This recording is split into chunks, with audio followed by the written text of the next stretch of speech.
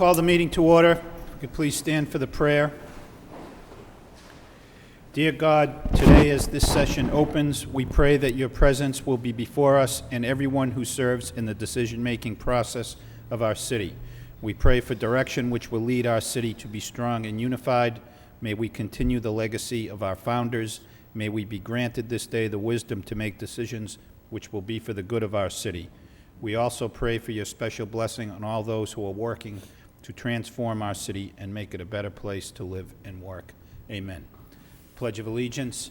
I pledge allegiance to the flag of the United States of America and to the republic for which it stands, one nation, under God, indivisible, with liberty and justice for all.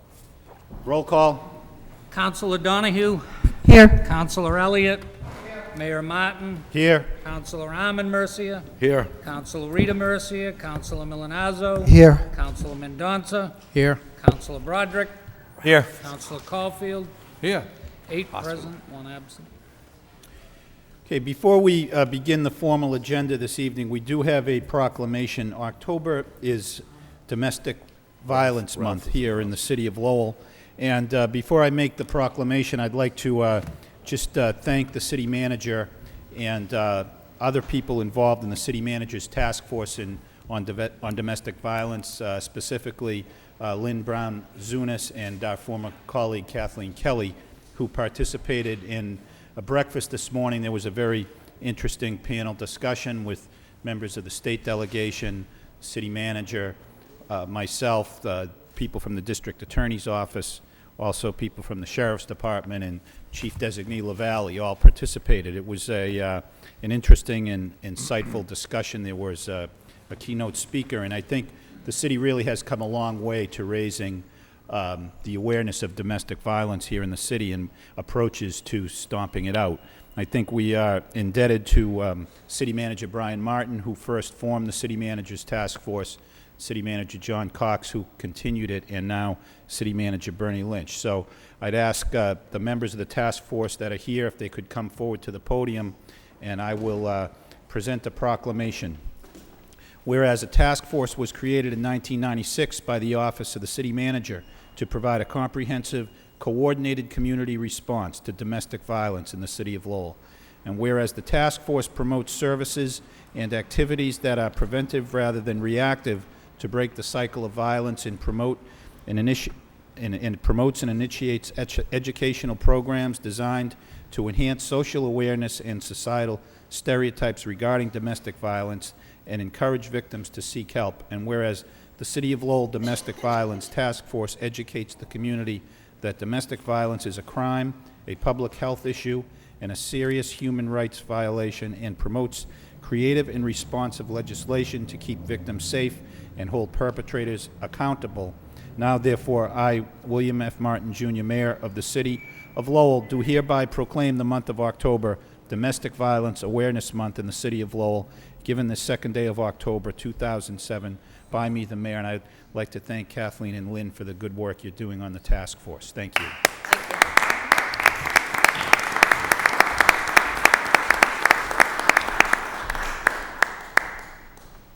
Thank you Thank very you. much. Thank you. Thanks.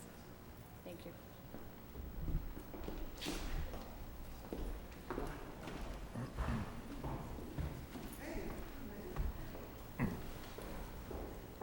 Okay, we will move to the formal part of the agenda. The first item are minutes of the September 25th meeting for acceptance. Motion to accept by Councilor Mendonça, second by Councilor Broderick. All those in favor say aye. Any opposed? The minutes are accepted.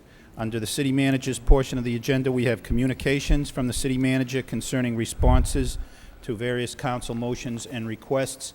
Any discussion on those items? Councilor Caulfield. Thank you very much, Mr. Mayor. First of all, I want to thank Andy Sheehan for addressing the concerns of an elderly constituent. I want to thank you, Andy, for immediately addressing those concerns of that woman. Also, Mr. Manager, we were all at the Wank School last night for a candidates debate, and we were leaving the school. The parking lot was almost in darkness, so the lighting has to be addressed. The bulbs burnt out, whatever. So that's the issue. And last but not least, I just want to thank you for the report on the facility on Rock Street, and thank Ann Barton as well. It is indicated that the police were there 88 times in 2006, and it also indicates the Lowell City Council, by unanimous vote on October 25th, 2005, to authorize the disposition of land at 129 Willie Street to Bridgewell, specifically to undertake urban renewal projects. I don't know if you would call that an urban renewal project. And last but not least, this is to our solicitor. The conditions that was brought forward by the planning board, conditions number one, that the developer shall provide police details at the site 7 days a week between 8 a.m. and 12 p.m. and 4 p.m. to 8 p.m. And it also indicates the petitioner is probably going to go to court and ask for one of those conditions to be removed, and I would imagine it's the police detail. It's a facility, doesn't pay any taxes, and we're providing immense services there. So I hope the law department will certainly do their part if they do go to court to remove one of those conditions. Thank you. Thank you. Councilor Armin Mercia? Thank you, Mr. Mayor. In a related, Mayor, if I could through you, the fact that the planning board approved the site plan review based on the fact that the court referred it back to them, if indeed Bridgewell is now appealing conditions or one of the conditions, does that open the appeal process again? In other words, if the city wanted to move in on this and pursue whatever appeals that are available to it, can they now, because this is reopened, or it will be reopened if they appeal?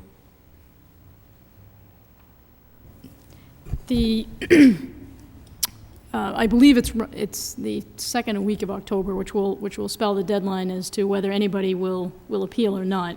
Okay. In the event that the petitioner appeals, and the reason that was noted in the memo from the law department, from Attorney Eric Slagle, is that he had been participating in this, having attended the meeting, he had apparently recommended that particular condition might not survive if it were to be challenged. He was specifically asked by the board. They had included it as a condition. I will say that the law department, in the second go-around, as it did in the first, will be very active in the litigation. We had opposed their motion for summary judgment. And as far as what potential impact it could have if there were an appeal, I think one thing is that the project itself would not necessarily be in a position to obtain a building permit unless and until all of these issues were resolved. The other possibility is that there were people from the neighborhood group that had attended, or the surrounding area. I'm not sure if they were actual legal abutters or not. They certainly would still have the right to file an appeal. If that were the case, then all of the issues would be before the court. And I think arguably the court could always sua sponte take jurisdiction over the entire case if one aspect of that case was raised before the court. And it's for that reason that we would recommend to the building department to probably hold back until this issue is fully resolved. And that's certainly been our position in other cases. This one's somewhat unusual in the event that it's someone appealing who is actually, potentially, who has actually gotten the relief that they have sought. It's just one aspect of that relief that they apparently disagree with. So this issue is really not completed as we speak. This is not a fait accompli right now, based on the potential appeals both by the people who own and manage the stuff and maybe some abutters, which they have till October what? I believe it's October 10th. Okay, so if there is some sort of an appeal by that time, then the issue is still left up in the air. That would be correct. My next question, if that happens, is there anything that the city council can do as a legislative body to weigh in on the issue itself? I would say no. This is a matter before the planning board, and the issues before the planning board are very limited in nature. In fact, the first decision by the planning board was such that the court had determined that the planning board had exceeded the authority that it had, and over site plan review, the planning board has the exclusive jurisdiction. They did make. It's my understanding that that there was a great deal of effort made in terms of getting input from people in the area and others as this matter proceeded. But to answer your question, no. But the city will be represented by the law department as it relates to any appeals that are sought. The city would be represented by the law department. We had made arguments in the last case. We were unsuccessful, obviously, in that. And in all fairness, the attorney who was arguing the case had brought really, I think, the best potential claim in defending the planning board's decision that could be had. The clear problem was that he had, or actually not he, but somebody else in the law department had advised them as to the scope of their authority. And in this particular case, these are difficult cases for the planning board because they really don't have the kind of broad jurisdiction to decide these matters as they would in other cases. Educational facilities, churches have a lot of protection under Section 3 of Chapter 40A that other applicants going before the planning board do not enjoy. See, I understand the use cannot be appealed per se, it's Right. exempt. But my concern is that the city should be concerned about the additional uses that are going to be, not additional uses, but additional units that, in my opinion, should not be covered by the original use. And so I would think that the city would be concerned about the fact that there are many things with that project, not as a use, because I know that's exempt. Right. But the additional units that are going to be placed there as it relates to building permit requirements. And so I'm delighted to hear that this is not finished, that there is still that possibility of the city appealing the added units and not so much the use, particularly where there's a school there and whatever other areas that are concerned as far as the building permit application is concerned. The other thing, I think, in reading whatever documents we had, and we had a pile of it and a pile of it tonight that I haven't even looked at. Sure. I really think that the location of the school should have an effect on the additional units, and I think that the safety of the neighborhood and the fact that one of the conditions, which I think may be appealed, may be overruled by the court, which means that the detailed police activity that, in my opinion, is required there, may be not approved by the court. And so I would hope that the city, in representing the planning board, bear in mind that it's not the use that's being objected to, it's the additional units of that use. And that's why I wanted to know if the council, as a legislative body, have any say, any legislative authority over this particular case. You're telling me no. So the only thing we can do as a body is maybe speak as individuals on what quality of life will be affected by those additional units placed in that location. Thank you for your response. Yep. Okay, any additional questions or comments on communications from the city manager? Councilor Elliott. Thank you, Mayor. Mr. Manager, we received a communication from an electrical distributor on Middlesex Street, and their concern is that Middlesex is going to a two-way October 17th. Is there a notification process other than bringing it up now to members of the general public that Middlesex is going to a two-way on October 17th? There is a notification process. We have Ian Barton here, the Deputy Director of Planning and Development, that perhaps can speak to the specific action items we're taking on that. Sure. We're gearing up in that area for this change, as I have lived through that sort of change once before. There's public notice. There'll be notice in the newspaper.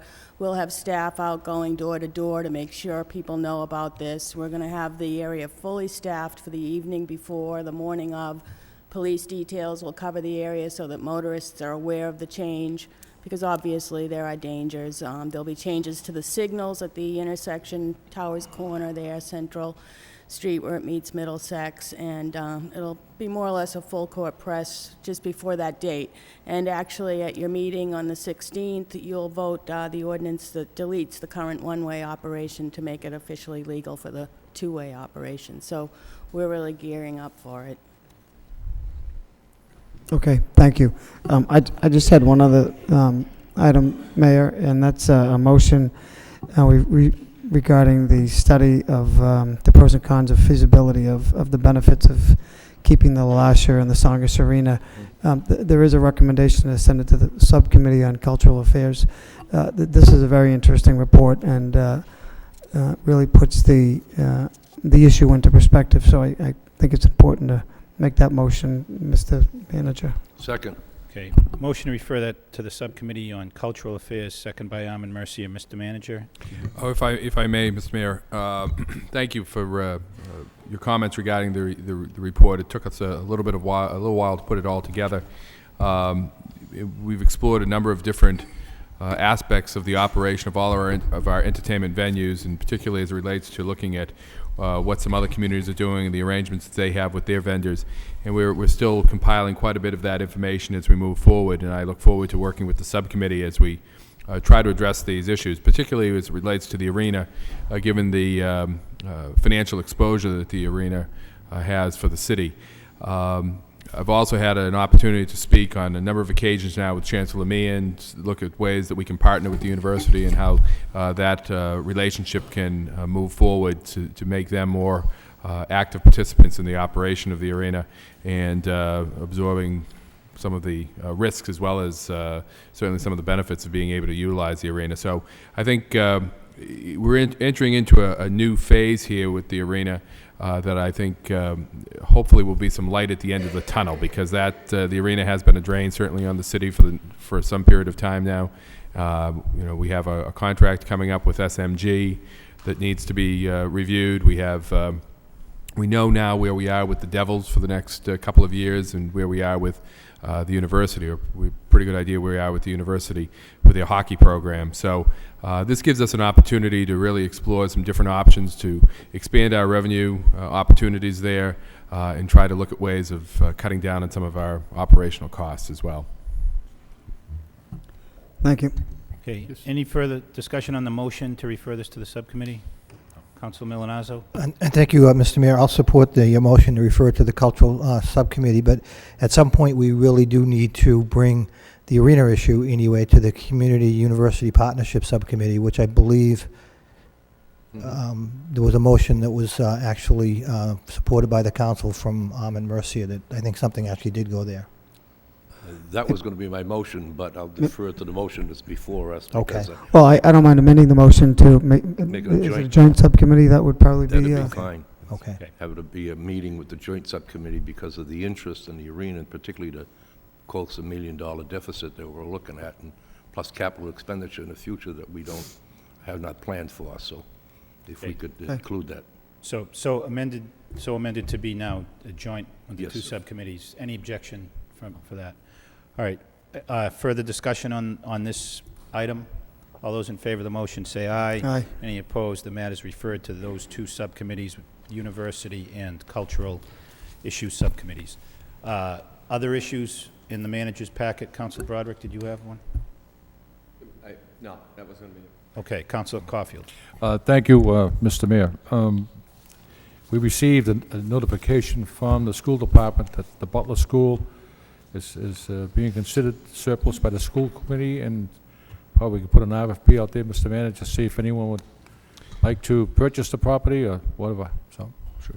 Mr. Manager? Well, Councilor, as I indicated in the correspondence, the communication to the council, we did receive notification from the school superintendent on behalf of the school committee, and we're now, I've asked a number of the key staff people, planning and development, police, fire, public works, the CFO, as well as I've asked a Andy Sheehan to participate in this process as well, is to look at what are the various options that we might have for that property. Are there some other municipal uses that we could have, that perhaps a consolidation of some functions into that space, and thereby allowing us to declare other parcels surplus. And we're just looking at a number of different opportunities there. Certainly, one option is to issue an RFP and see if we could sell that property. So we're really looking at all of those, and I hope to have some recommendation to the council probably at the beginning of 2008. Okay, thanks. Any further items under communications from the city manager? A motion to accept the communication placed on file by Councilor Broderick, second by Councilor Elliott. All those in favor say aye. Any opposed? The communications are accepted, placed on file. We have another communication from the city manager concerning, actually it's from the planning board, concerning certain zoning amendments. This matter gets referred to a public hearing on October 23rd.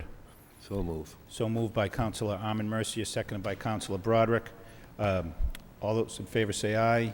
Any opposed? This communication will be referred for a public hearing on zoning amendments on October 23rd. We have a communication from the city manager concerning the planning board. Dear Mayor Martin and members of the city council, since the term of Joseph Claremont on the planning board expired September 1st, 2007, pursuant to the authority specified under Mass General Laws, Chapter 41, Section 81A, it is with pleasure I am reappointing Mr. Claremont, 127 Bedford Ave, Lowell, to a 5-year term expiring September 1st, 2012. Confirmation by the City Council is required for this appointment and is hereby requested. I would be happy to answer any inquiry you may have concerning this appointment. Very truly yours, Bernard F. Lynch, City Manager. Move approval. Move approval. Motion approved by Councilor Armin Mercia, second by Councilor Caulfield. I think beat Councilor Broderick there. Roll call. Councilor Donahue? Yes. Councilor Elliott? Yes. Mayor Martin? Yes. Councilor Armin Mercia? Yes. Councilor Rita Mercia? Councilor Milonazo? Yes. Councilor Mendonça? Yes. Councilor Broderick? Yes. Councilor Caulfield? Yes. 8 yeas, 1 absent. 8 yeas, the appointment is confirmed. We have another communication from the city manager, Mayor Martin and members of the Lowell City Council. I will be in Pittsburgh, Pennsylvania, October 6th through 11th to attend the International ICMA, which I believe is the International City Managers Association Annual Conference. I appoint Matthew Coggins, Assistant City Manager, DPD Director, to serve as Acting City Manager in my absence. If you have any questions regarding this information, please let me know. Bernard F. Lynch, City Manager. A motion to accept the communication placed on file by Councilor Broderick, second by Councilor Milonazo. All those in favor say aye. Aye. Actually, I think we have to have a roll call on this. I'm sorry. Councilor Donahue? Yes. Councilor Elliott? Yes. Mayor Martin? Yes. Councilor Armin Mercia? Yes. Councilor Rita Mercia? Councilor Milonazo? Yes. Councilor Mendonça? Yes. Councilor Broderick? Yes. Councilor Caulfield? Yes. 8 yeas, 1 absent. 8 yeas, the communication is accepted and approved. Councilor Milonazo, as I believe a request to suspend the rules for a handicap parking space. Yes, if I could, Mr. Mayor. So move. Motion to suspend the rules to consider handicap parking space on Middlesex Street, seconded by Councilor Broderick. All those in favor say aye. Any Aye. opposed? The rules are suspended. Councilor Milonazo. Thank you, Mr. Mayor. I did receive a request to bring forward tonight a 60-day trial for handicap parking sign at 206 Jackson Street, actually. It's a request from the Lowell Community Charter School on Jackson Street. So if we could act on that, thereby getting the sign up. I guess it's my understanding that there was a sign there, but it has either fallen down or been stolen, and the person who is in fact handicapped keeps getting tickets almost on a daily basis. So if we could get the sign put back up and then prepare the appropriate ordinance, we could bring it back in at that time. Mr. Manager. If So the motion is to adopt a 60-day Right. trial Second. order by Councilor Milonazo, second by Councilor Caulfield. Mr. Manager. If I may, Counselor, I missed what's the exact location? It's 206 Jackson Street. Okay, thank you. Okay, all those in favor of that motion say aye. Aye. Any Aye. opposed? The motion is approved. Counselor Donahue? Oh, subcommittee, but Okay, so next item is subcommittee reports. Counselor Subcommittee. Donahue. thank you.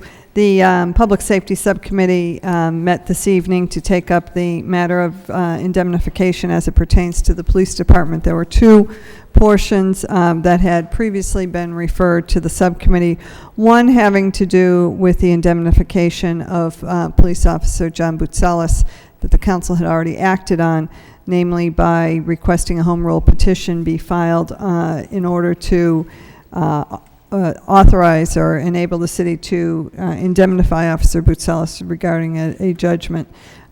We received an update as to the status of the home rule petition.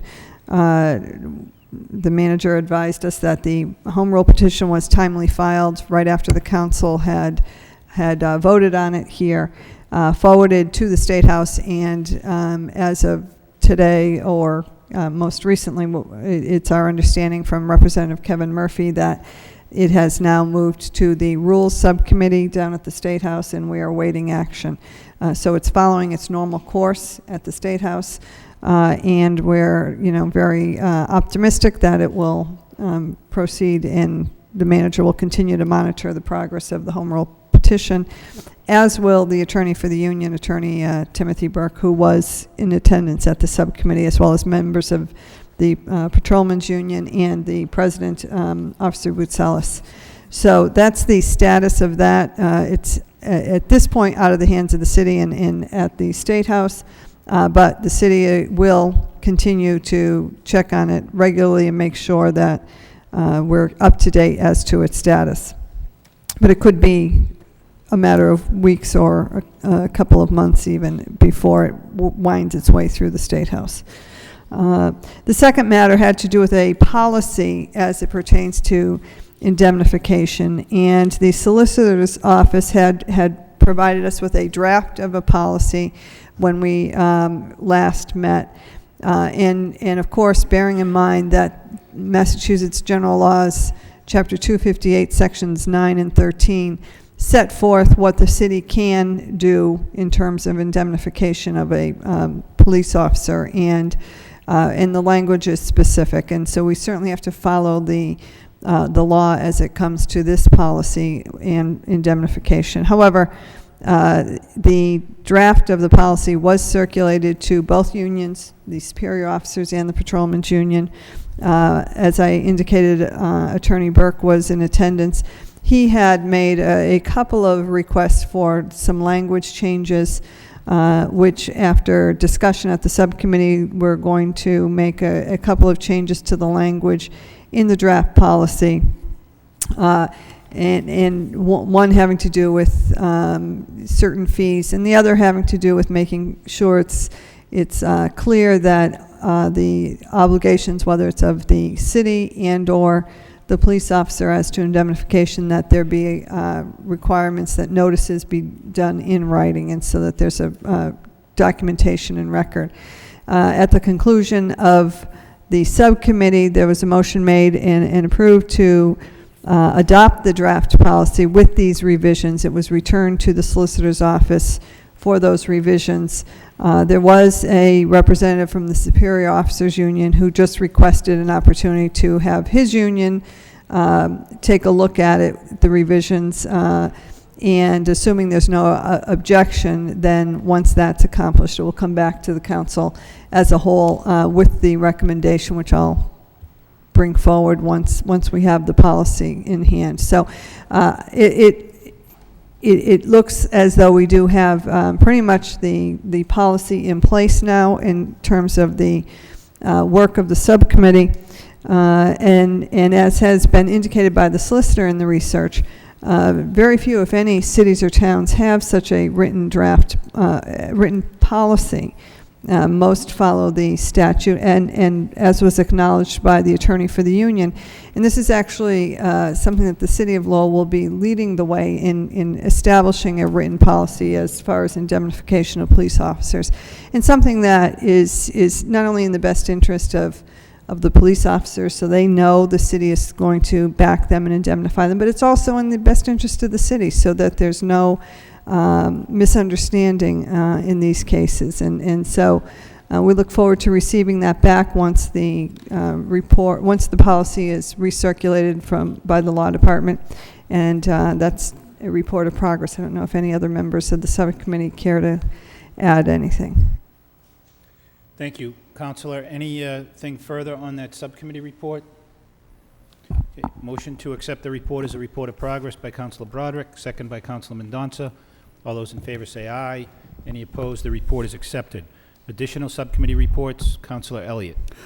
Thank you. I just wanted to, as a member of the Public Safety Subcommittee, I just wanted to follow up. And, Councilor Donahue, with the support of the city manager and the solicitor's office, really did a commendable job on a very difficult and sensitive issue. We want it to be clear to let the police officers know who are out on the street that we support them, but it's a fine line between protecting the city and the residents from lawsuits. So I think we have a very good compromise that shows that we support the police department, yet on the same by the same token we're protecting the city and the taxpayers too. So and Councilor Donahue really did yeoman's work to make sure we got that policy in place with the support of the manager's office. So I just wanted to say that. But it is progress, and it's sort of a good segue to the subcommittee that we held following that, which was a proposed green building commission that was discussed at prior environmental subcommittee meetings.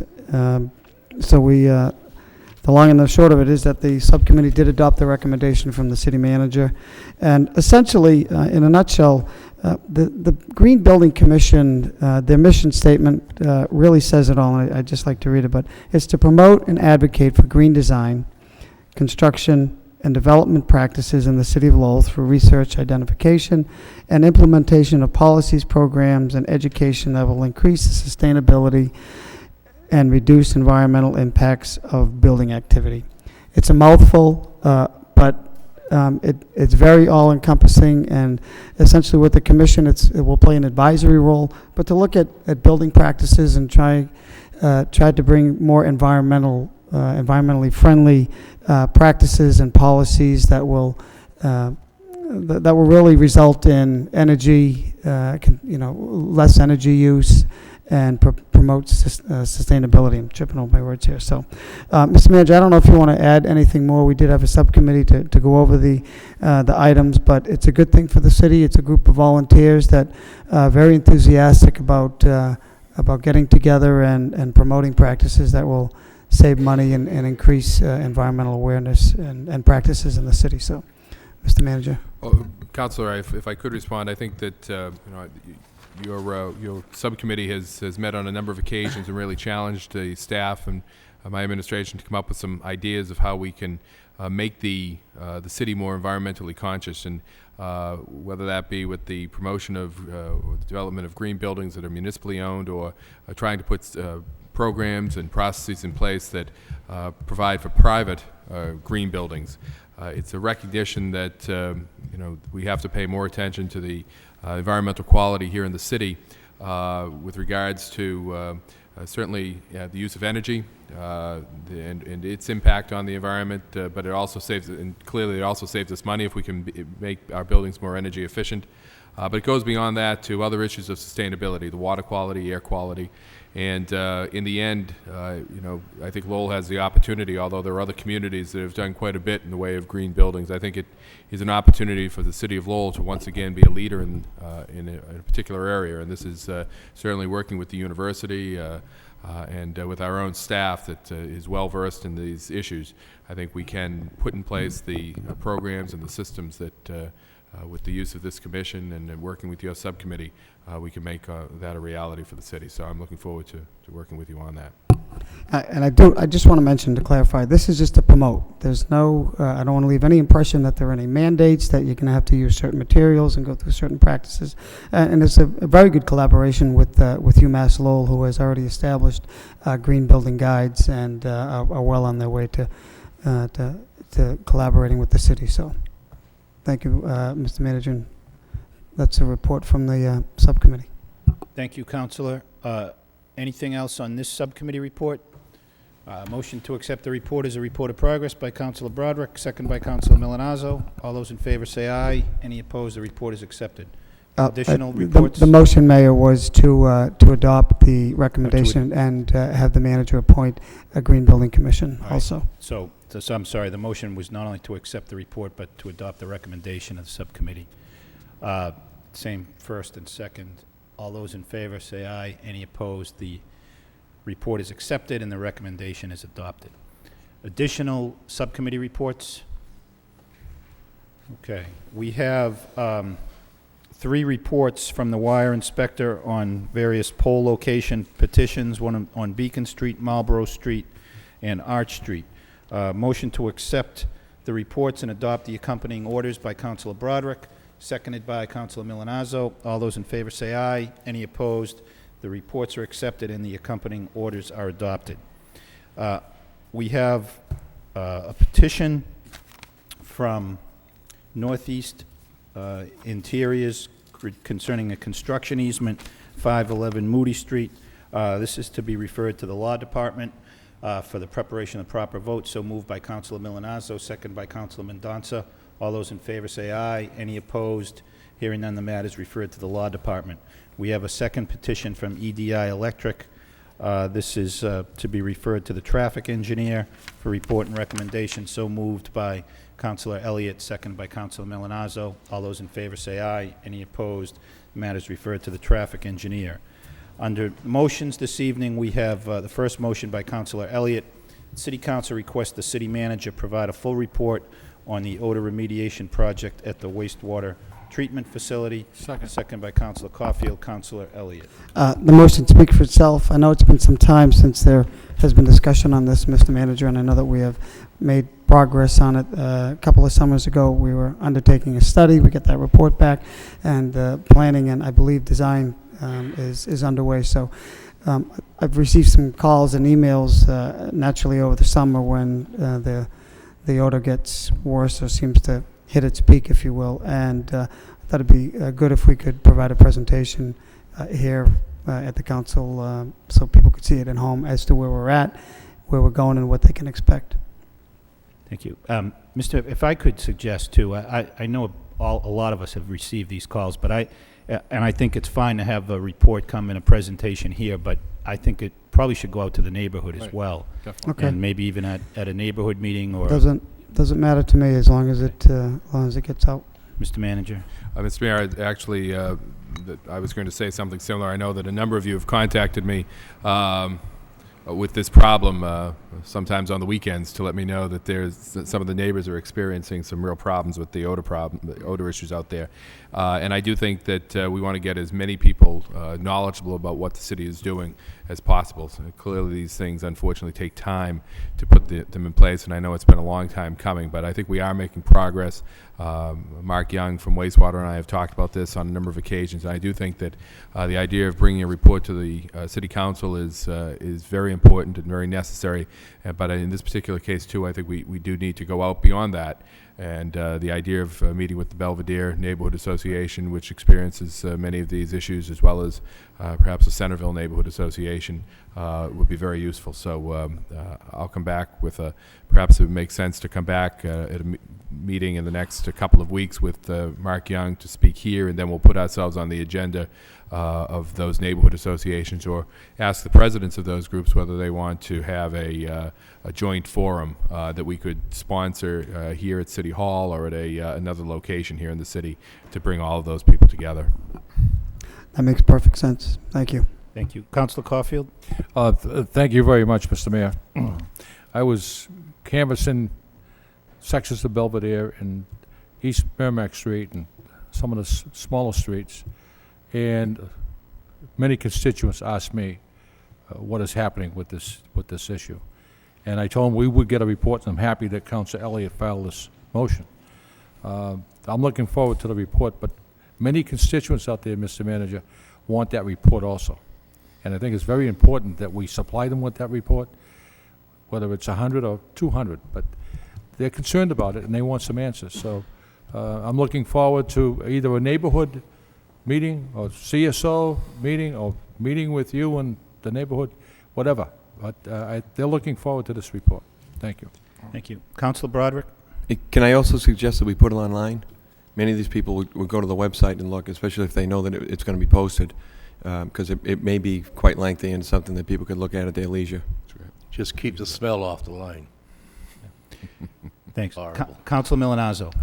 Thank you, Mr. Mayor. I think this is a good motion, a timely motion. I did receive a call from a constituent, although I do consider him a friend as well. He actually had me out on my back deck talking to him on the phone while we both talked about the odor, and it was about 11 o'clock at night, and it was really just very, very bad. He suggested, and I know that he was going to follow up with the manager's office and maybe even the mayor's office, that maybe we put in place an advisory group made up of Belvedere residents and Centerville residents. I mean, I know that we have neighborhood groups in both neighborhoods, but he thought that people who were interested in this situation, maybe we do actually have an advisory group that meets with Mark Young and the manager's office on a regular basis as well. Again, I'm passing this on as a suggestion from this particular individual. So as you prepare the report, you may want to give some thought to that as well. Okay. Thank you, Councilor. Anything further on this motion? All those in favor of the motion say aye. Aye. Any opposed? The motion is approved. The next motion is by Councilor Broderick. The City Council requests the city manager clarify the city's position as it relates to health insurance costs, employee contributions, including retirees.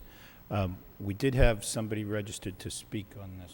I want to second that motion. Second on the motion by Councilor Elliott. Mr. Georges. Thank you. Thank you for giving me an opportunity to speak to you. I just wanted to give some background on the issue here. Back on the 10th of September, when the City Council was considering an extension of the contract for the city manager, as part of his PowerPoint presentation, one of it was what he had accomplished in the last year, and the second part was what he hoped to accomplish. One of the issues that came up on the PowerPoint was to decrease the cost of retirees' health insurance. There wasn't any clear explanation about what that actually meant. As time went on, the next day after that meeting, I got phone calls from some of my members who are retirees and said, what exactly does that mean? And the fact is that retirees are in a very vulnerable position, whether on the city side of government or the school department side, through their careers here, because they have no representation at the bargaining table unless you adopt the coalition bargaining aspect, which is not why I'm discussing this. That's not up for consideration. But you can understand their vulnerability, because in some communities, their contribution to their health insurance has been raised, has been increased to a point where people on fixed income are severely harmed by that kind of activity. Or plans have been cut back so that they don't cover what they used to cover, again, leaving seniors and retirees vulnerable. We made a request at the Personnel Department through Jimmy Malloy, who's the chair of the Insurance Advisory Committee, in anticipation of a meeting that was held on the 25th of the Insurance Advisory, to get some explanation about what that meant.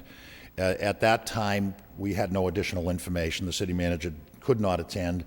We had no additional information, and then we scheduled a meeting for today, which the city manager did attend, and explained more thoroughly about what his intention was. You can understand there's a lot of people very concerned on fixed incomes that do not have the capacity to absorb more health costs, particularly in light of a 15% increase this year overall. In keeping with that, though, I do want to remind the council that since 1992, since we went to a self-funded program, I would estimate that well over $100 million has been saved in health insurance here in Lowell.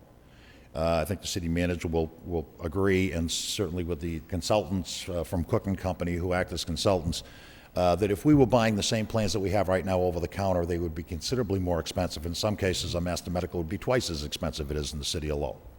So I think the unions were cooperative back in 1992 in saving a lot of money for the city, and I think it's benefited both the city and obviously the employees. Through the discussion today with the city manager, and I would say that it ended cordially, perhaps didn't start cordially, but I think we made some tremendous headway, and the city manager was prepared to make an assurance to the retirees and the union members who were there, that the portion 75-25 split that's traditionally paid by active employees would continue to be in place for the retirees, that the carve-outs, which act as a supplement insurance to Medicare, would not change as it had been, and that the plans would not be changed, because then in some cases that's a concern too. So things that used to be covered aren't covered tomorrow because unilateral changes are made. We appreciated, in fact, at the end of the discussion, I think we made some headway in looking at some other things that might ultimately end up constitute savings to the city of Lowell. There was a conference I went to last week with the AFL-CIO where one of the cooking company, as a matter of fact, is administrating a program where pharmaceutical drugs are warehoused essentially, so they're bought at a better price, brings the cost down, and I think there's a number of things that we could do in that area that could be beneficial in cost savings to the community. I appreciated the time the city manager gave us. Again, I think that there was some headway made.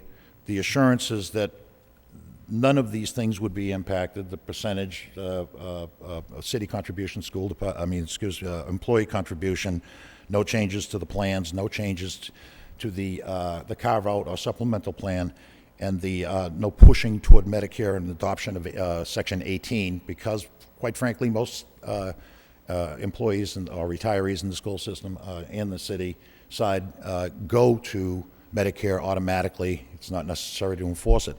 He gave us an assurance that this would be in place at least for the next 3 years. What I would ask you to do as a city council is to adopt that position so that our retirees can feel a comfort zone that they won't end up with exaggerated cost increases other than that felt by the whole plan. And then they can rest assured in their retirement that they won't be victimized in some way that has been the case in some other communities. So I would ask you to adopt the position that the city manager has articulated to us today, and hope that you will support your retirees by doing it. Thank you. Thank you. Councilor Broderick? Thank you. That was very helpful. I assumed there's a lot of misinformation out there, and I had heard from a retiree who called me and said, you know, what's going on? I mean, these are the people that are most vulnerable.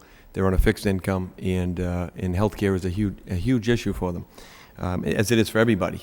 And I had a different take, and I assumed it was a misunderstanding from the PowerPoint presentation where you're talking about the trust fund and no adjustments having been made and the 15% increase being made over the last year. So I wanted to make sure that the retirees and other employees understand that we're not looking to jump over them here and cause them a lot of pain. It could be, that was the understanding I got from you from the PowerPoint, and I thought it would be wise to make sure that's clear so that there isn't this information running around out there, and the retirees on the city and the school side, you know, both sides, understand that that's not in the cards. I do have a question as to whether what Mr. George has just mentioned now in terms of adopting. I mean, you apparently made a statement, and I'll let you. Obviously, you're going to speak on it, but is this something? How the council? I don't know how we could adopt it. It would be I assume a contract issue. We don't. Would we? What involvement would we have in that? I'm just curious as to that issue. I'm not sure. I think. I'd like to respond to the entire issue, but if I could just to that specific question, I think that what Mr. George is asking, well, let me go back a little bit. I did meet with the Insurance Advisory Committee today. I was happy to be invited, particularly given the rumors that I heard were being circulated regarding, my position on health costs, particularly as it relates to retirees. And I'd like to just quote from my PowerPoint presentation because it reads a little bit differently than Mr. George's just said. But I do think if I could, I'd like to agree with Mr. George's that it was a very positive meeting at the end today. I think we made some real progress in clearing the air in terms of some of the rumors that have been circulated that simply are not true. That somehow I was looking to move the retiree contribution from 75-25 down to 50-50, or that I was going to cut benefits to retirees, or take some type of draconian action to, remove them from the health insurance rolls of the city. Nothing could be farther from the truth. Essentially, what I said when I met with the subcommittee of the city council back on September 10th was that health insurance, continues to be a problem. It continues to be a problem for every organization, particularly for municipalities, where you still have retiree health insurance. Most private entities have done away with retiree health insurance because it's simply too expensive. Municipalities are different, and I think we're very happy that that's the case. But it is a cost that continues to grow in magnitude and will continue to be a drain upon city resources. And we have to find a way. And I'd have to go through my PowerPoint here to find it. But we have to find a strategy of how we're going to pay for these costs. What it was referring to was the fact that under the new Government Accounting Standard Board requirement, GASB 45, we have to account for the liability for post-employment benefits for our retirees, health insurance costs. We're doing the actuarial study now. We've hired an actuarial firm to come in, and their work will be done by the end of this calendar year. And very frankly, the numbers for the city of Lowell, I'm going to go out on a limb here and say that they're somewhere between $300 million and $450 million that we're going to have to pay over the next couple of decades, a few decades. And, the question that every municipality is going to face, and we're mostly and we're only concerned really with the city of Lowell, but is how are we going to do that without cutting back on governmental services, making the government of the city of Lowell too expensive to operate, doing away with personnel. We have to find a way to somehow bring that under control and start to develop a strategy of funding that. And the number of different ways that we can do that, we just need to roll up our sleeves and get that going. That's what I was talking about. At no time during my presentation did I indicate that I was going to make a cut in the contribution level or that I was looking to cut back on retiree health benefits. And I think it's very unfortunate that those rumors started to swirl as a result of talking about a very serious problem that, in the long run, could cripple the city's operation and could lead, as I said to the Insurance Advisory Committee today, down the road, who's ever sitting in this seat 10 years from now may be forced, if we don't develop a strategy now, may be forced to look at rolling back the retiree health benefits or cutting back on benefits or taking some action that none of us want to occur. So better now that we identify the problem and start to find a solution. And I do think that working with the employees will hopefully there'll be a recognition on the part of the employees that this is good for everyone in the long run. It's good for if we can bring our health insurance costs under control, if there's programs that we can put in place, if it's the drug program the cooking company is working on, if it's new products that are out there in the marketplace that will ensure that the benefits are equal to or better than what they have today, but are somehow less expensive. If we can develop funding strategies to make sure we're addressing that GASB 45 problem, that's going to be positive for the employees, it's going to be positive for the retirees, and it's clearly going to be positive for the city. I guess that's it in a nutshell. I think what Mr. George was asking, that you would endorse somehow my position. I don't know if there's a way in which the city council can take that action. I don't know if it would be advisable to take that action because it's there's a as I say, down the road we don't know what's going to happen. We don't have a crystal ball to say that 5 years from now or 10 years from now that can be the case unless we start to take some actions now, and that's really what we're trying to work on with the Insurance Advisory Committee and with the employee groups. Councilor Caulfield? Thank you, Mr. Mayor. When we were in discussion maybe 6 or 8 months ago about the HMO blues and so forth, I asked you privately, would the retirees' health benefits be affected in any shape, form, or matter? And you said no, it would not be affected.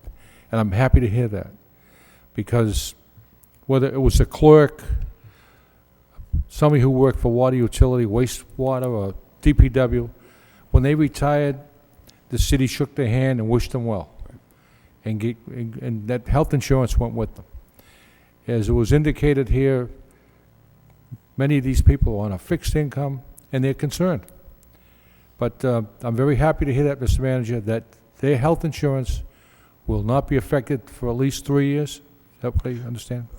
I mean, we'll still be looking at, in all likelihood, we're still going to be looking at some premium increases that will affect the city as well as the employees. You know, as we discussed in the committee today, and as you all know, for the past 3 years, health insurance premiums in the city of Lowell went up 2 to 2.5%. Oh, believe me, when I understand that. When they actually should have been going up closer to 10%. Right. It was, you know, I understand why it happened, but sooner or later you have to pay the piper. So we're trying to catch up with that and maintain the viability of those trust funds. So that will still happen. I'm still going to try to work with the Insurance Advisory Committee to look at some new products, to look at some the insurance policies that we offer, see if there's a way that we can control those costs. If I could, again, I just think it's important what I actually said on the 10th. What I said was to develop and implement a strategy for managing employee and retiree health insurance costs. That's a far cry from decreasing costs. I mean, it would be great if we could decrease costs, but we can't do that at the expense of, you know, taking away from the retirees that, you know. So my goal is over the next couple of years, because it takes that kind of time to work to develop those strategies and funding mechanisms so that we address this once and for all. It's fine, and I thank you for meeting with the advisory board today and coming forward with that very important decision. Thank you. Councilor Milanazzo? Thank you, Mr. Mayor. On a related health insurance matter, I did receive a call from a constituent who actually does have coverage, actually as a city employee, does have coverage under, I think, a Blue Cross Blue Shield Master Medical Family Plan, and has been told that their 23-year-old daughter needs to get off their coverage within the next 30 days. He did indicate to me that if the city adopts a rider to the coverage that we offer, that the daughter can stay on until she's 26 years old or 2 years removed from college. So, again, I don't know if there's a cost to the city regarding that rider, but I certainly would like the city manager to look into that as well, because it's starting to, at least in this case, it's starting to impact this family who has Blue Cross Blue Shield Master Medical. Mr. Manager?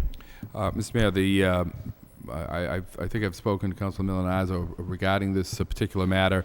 It's also been brought to my attention from a couple of other sources, and it was a topic of discussion in the Insurance Advisory Committee as well today. I have asked Cooking Company, our insurance consultant, to try to do some analysis on that for us to see what the ramifications would be, and I hope to have an answer on that by the end of the week. Thank you. Councilor Armin Mercia? Thank you, Mr. Mayor. Getting to the bottom line, Mr. Manager, you are in agreement of what was presented to us as an understanding of the meeting today by Mr. Georges?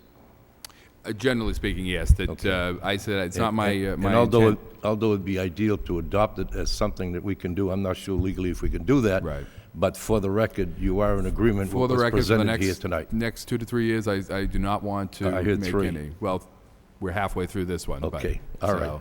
Okay, I just want the record to be set that you are in agreement. 2.5 to 3 years. You are in agreement with, you know, what was presented tonight. And that should alleviate a lot of concerns on the part of the elderly and the retirees that are always concerned about that fixed income problem they're with. Right. So I'm delighted that the motion was put forward. I'm delighted that you met today with them. And more importantly, I'm delighted that you've reached an agreement that appears to be satisfactory to everybody. And as long as that's on the record, I have no problems with it. Right, over the... Councilor Donahue? Thank you. Well, and I echo those statements.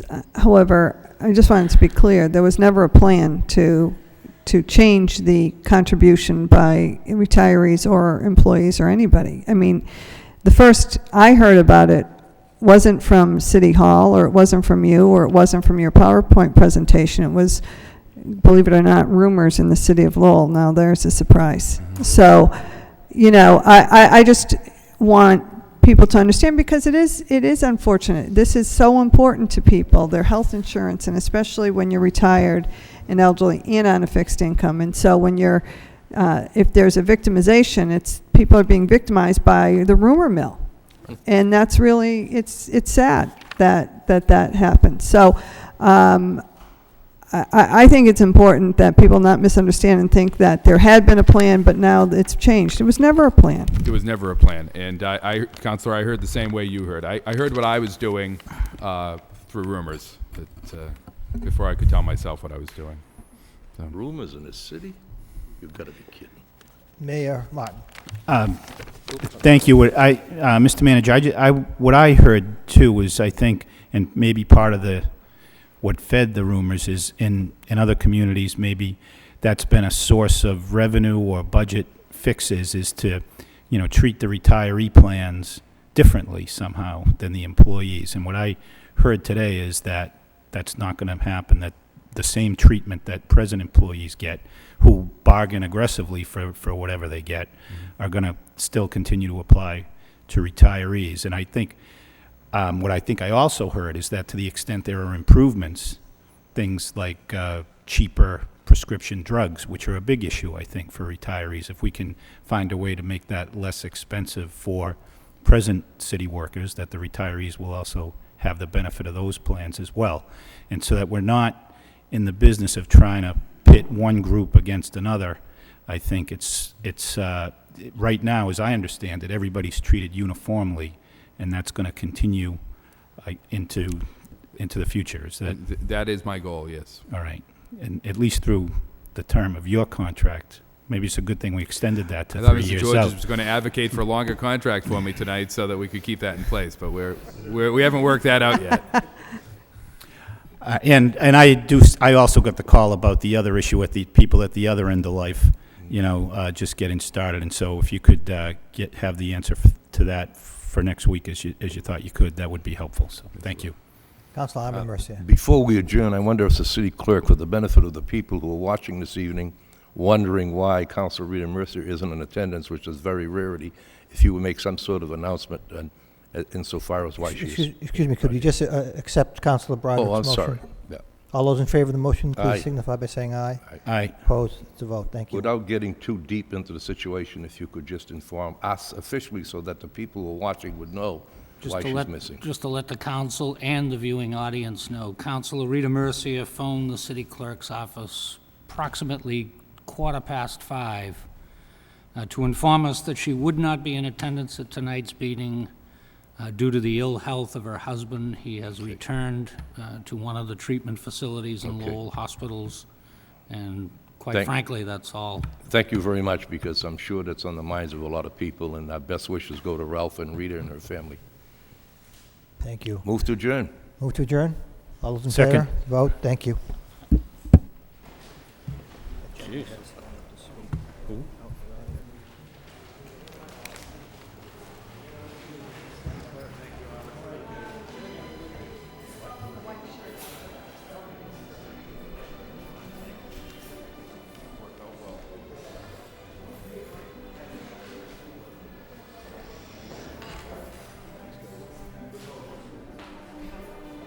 Thanks, bud.